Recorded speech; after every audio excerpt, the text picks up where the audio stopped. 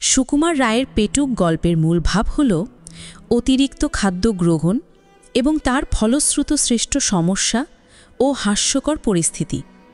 গল্পটির প্রধান চরিত্র হরিপদ অতিরিক্ত খাদ্য গ্রহণ করে, যা তার স্বাস্থ্যের জন্য ক্ষতিকর। অতিরিক্ত খাদ্য গ্রহণের কারণে হরিপদ পেটের পীড়ায় ভোগে এবং ধরা পড়ার ভয়ে ভীত থাকে। হরিপদর অতিরিক্ত খাদ্য গ্রহণের কারণে বিভিন্ন হাস্যকর পরিস্থিতির সৃষ্টি হয়, যা গল্পটিকে মজাদার করে তোলে। গল্পটি মূলত অতিরিক্ত খাদ্য গ্রহণ থেকে বিরত থাকার এবং সংযমী হওয়ার শিক্ষা দেয়।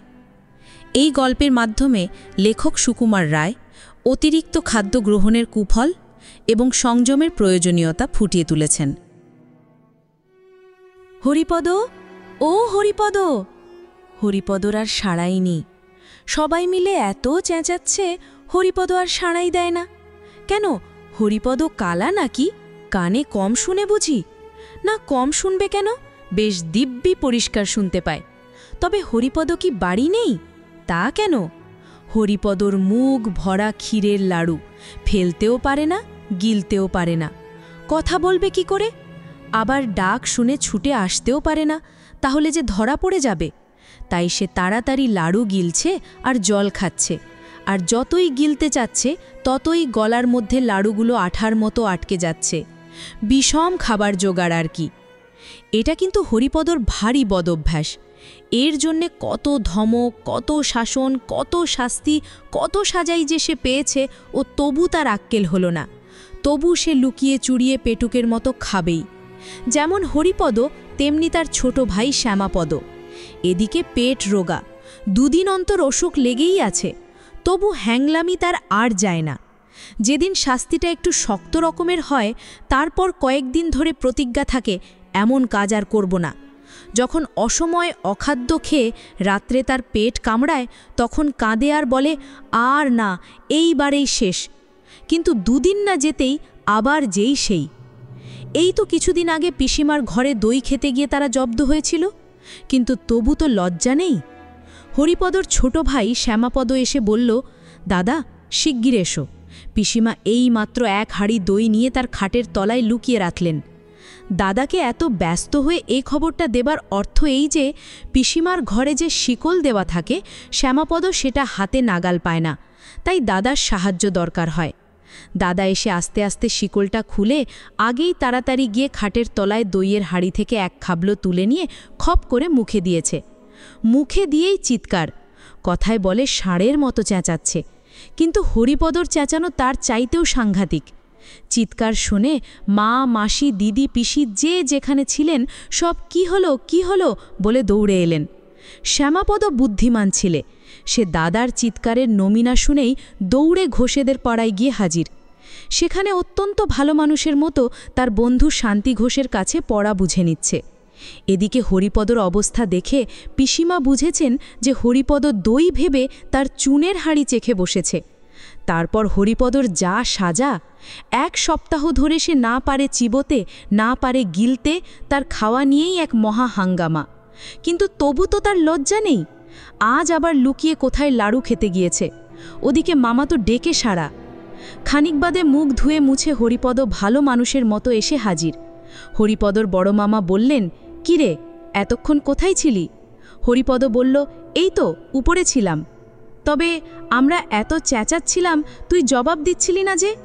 হরিপদ মাথা চুলকাতে চুলকাতে বলল, আজ্ঞে জল খাচ্ছিলাম কি না। শুধু জল, না কিছু স্থলও ছিল?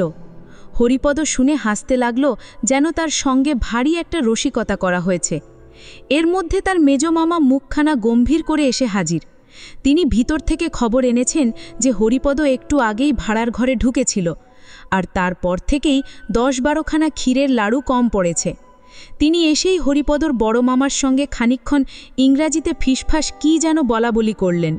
তারপর গম্ভীরভাবে বললেন, বাড়িতে ইঁদুরের যেরকম উৎপাত, ইঁদুর মারবার একটা কিছু বন্দোবস্ত না করলে আর চলছে না। চারদিকে যেরকম প্লেগ আর ব্যারাম, এই পাড়া শুদ্ধ ইঁদুর না মারলে আর রক্ষা নেই। বড় মামা বললেন, হ্যাঁ, তার ব্যবস্থা করা হয়েছে। দিদিকে বলেছি সেকো বিষ দিয়ে লাড়ু পাকাতে, সেইগুলো একবার ছড়িয়ে দিলে ইঁদুর বংশ নির্বংশ হবে। হরিপদ জিজ্ঞেস করল, লাড়ু কবে পাকানো হবে? বড় মামা বললেন, সে এতক্ষণে হয়ে গেছে। সকালেই টেপিকে দেখছিলাম এক থাল ক্ষীর নিয়ে দিদির সঙ্গে লাড়ু পাকাতে বসেছে। হরিপদর মুখখানা আমশির মতো শুকিয়ে এলো। সে খানিকটা ঢোক গিলে বলল, সেকো বিষ খেলে কি হয় বড় মামা? হবে আবার কি, ইঁদুরগুলো মারা পড়ে এই হয়। আর যদি মানুষে এই লাড়ু খেয়ে ফেলে?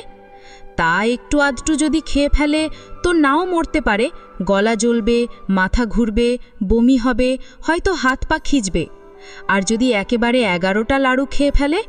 বলে হরিপদ ভ্যাঁ করে কেঁদে ফেলল। তখন বড় মামা হাসি চেপে অত্যন্ত গম্ভীর হয়ে বললেন, বলিস কি রে, তুই খেয়েছিস নাকি?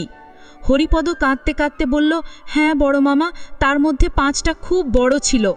তুমি শিগগির ডাক্তার ডাকো বড় মামা, আমার কীরকম গা ঝিমঝিম আর বমি বমি করছে। মেজো মামা দৌড়ে গিয়ে তার বন্ধু রমেশ ডাক্তারকে পাশের বাড়ি থেকে ডেকে আনলেন।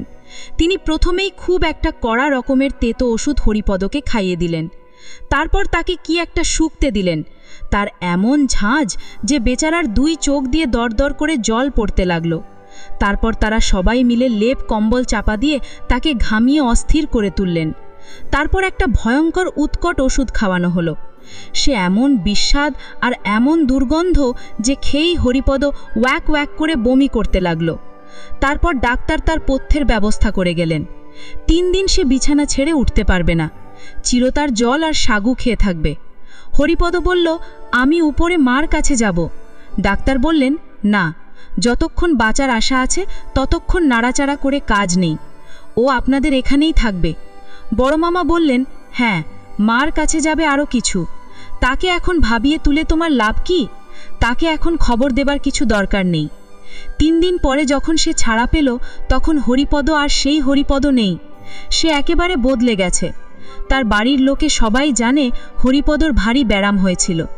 তার মা জানেন যে বেশি পিঠে খেয়ে বলে হরিপদর পেটের অসুখ হয়েছিল। হরিপদ জানে যে সেকো বিষ খেয়ে আরেকটু হলেই মারা যাচ্ছিল। কিন্তু আসল ব্যাপারটা যে কি তা জানেন কেবল হরিপদর বড় মামা আর মেজো মামা, আর জানেন রমেশ ডাক্তার।